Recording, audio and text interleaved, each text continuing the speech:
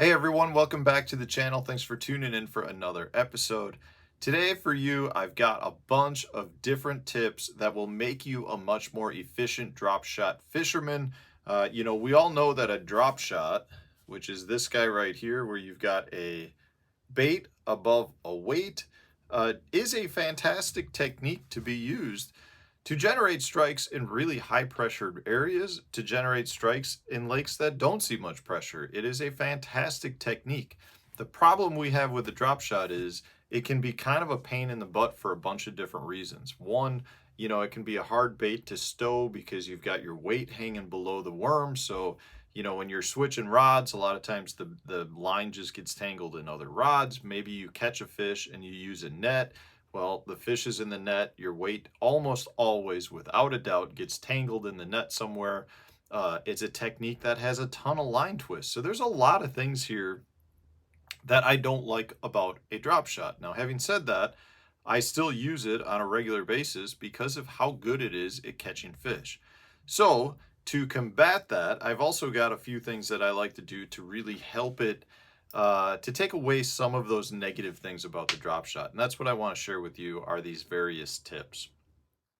Today's video is brought to you by the Deep Dive app, which will help you select the best fishing places in the lake with features like the lake level, the current flow, the top baits tool, which will help you select the best baits for certain locations throughout the lake. Whether that's a clear water, stained water, dirty water, it'll choose the best bait for that location, provide you with all the information like what structure, what retrieve, different reel, all of the information that you need to catch the fish. This is in the app. The cool part about this app, though, is it's not just based on areas. It does provide you with specific tournament winning data that has been collected to help you figure out your best choices for baits and locations for whatever region of the lake it is that you want to fish. On top of that, not only does the app provide you with best locations, it gives you water clarity as well. So maybe you're on a lake like Lake Eufaula, where there is a bunch of different water clarity located throughout the entire lake. This will help you identify the clearest portions as well as the dirtiest portions of the lake. Plus, the Deep Dive app has now added the wind effect map, which is going to take all of the different wind conditions for the past couple of days and show you what banks on the lake are being hit the hardest. They also have inflow points that show you different places throughout the lake where your water is being flushed into the lake through different ditches and creeks and rivers, providing you with high percentage places to fish and letting you know what parts of the lake are going to be the best areas after a rain. Check out the Deep Dive app to help you become a better angler. So the first thing that you want to understand is your weight shape. Now, there's a lot of different weight styles for your drop shot techniques. In my opinion, overall, you're better off going with a cylinder shape. To me, that's the best all-around weight shape. The reason for that really comes down to it comes through cover better, and I feel like it gets snagged less. If I happen to be fishing around grass, you don't get nearly as much grass that collects on that. If you happen to be fishing around wood, it comes through the wood better. The only place that you could potentially argue it gets snagged more is around jagged rock, because then it slips down inside the cracks really easy.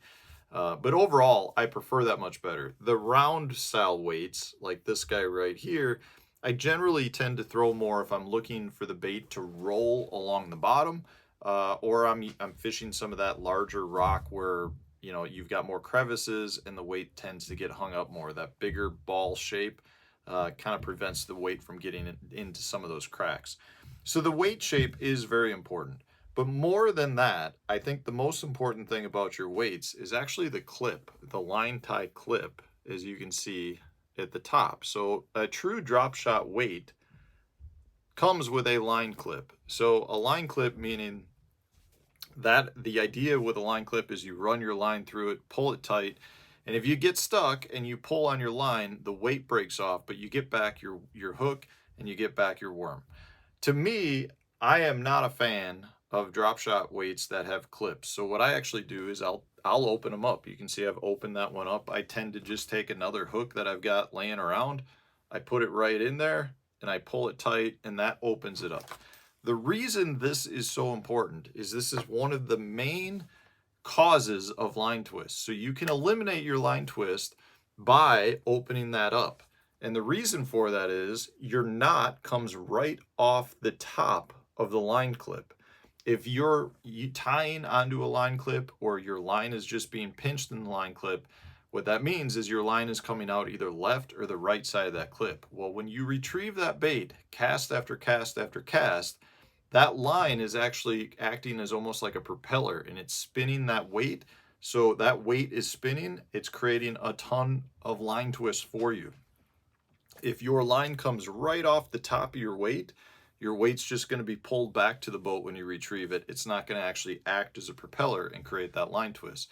So not only is choosing the correct shape important, more than that, opening up that line clip, in my opinion, is one of the biggest keys to helping your drop shot fishing. The other thing you can do if you want to buy pre-opened ones is you can generally buy bass casting weights that work very well for drop shotting. Now, you don't generally get the cylinder shape that I like, but you can get teardrop shapes and they tend to work very well, and you don't even have to open them up because they come with a solid loop at the top. So your bass casting weights can work really, really well for that. The other thing to point out here is you want to make sure that your worm is rigged perfectly straight. Now, this doesn't matter if you're using something like the Robo Worm hook where I'm rigging it weedless, or maybe you've got a true drop shot hook and you're nose hooking a bait.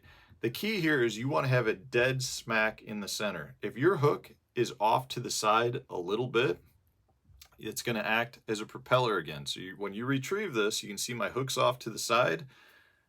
If I were to retrieve that bait wants to spin, it's just going to create line twists. So that's a main cause of line twist as well. So you have to make sure your baits are rigged straight. I tend to not use a bait if I can't rig it straight. So maybe I've caught some fish, the bait's torn up a little bit. I will get rid of it, replace it, use a new one because I don't want that line twist. Now, if you're still getting a lot of line twist, another tip that you can do is add a small, say, size 10 swivel, a little barrel swivel up above your drop shot hook. That will take out a lot of your line twist as well. I generally like to do it a couple of feet above my hook, but I want it still below the point of the line where I reel it into my rod. You don't want your swivel going through your rod guides. That's generally over time not going to be a good thing by any means. Another tip that I can't tell you is how valuable it is to me if I know I'm out fishing a ton of drop shots and I'm going to be spending a full day doing it, is to pre-tie a bunch of leaders. I'll take one of those pool fun noodles. I've got a little strip of it, and I'll pre-tie all my leaders. So if I've got 15 foot of fluorocarbon down to my hook, down to my weight, I'll have that full stretch. So if I break off, all I need to do is retie my connecting knot from my braided line to my to the pre-made leader. So generally speaking, if I'm going to a place like the St. Lawrence River, which I'm going to the first week of August, I'll go out with probably 5 or 6 leaders pre-tied and ready to go. So instead of having to re-rig an entire drop shot setup, I can just go ahead and retie one knot and I'll be ready to go again. Really valuable, simple tip that can save you a lot of time when you're on the water, because it can take a while to tie up a whole drop shot rig if you're, have to do a new connecting knot, a new knot to your hook, a new knot to your weight. It just saves you time, and every little bit of time that we can have on the water is very valuable to us. So let me know in the comment section, guys, what are some other tips that you recommend for fishing drop shots? Do you have some other little nuggets that can take away some of the negatives of the drop shot and help us all become more efficient? If so, please put that in the comment section. If you enjoyed today's video, hit the like button, subscribe to the channel if you haven't done so already. Stay tuned, we'll have a new video coming out tomorrow.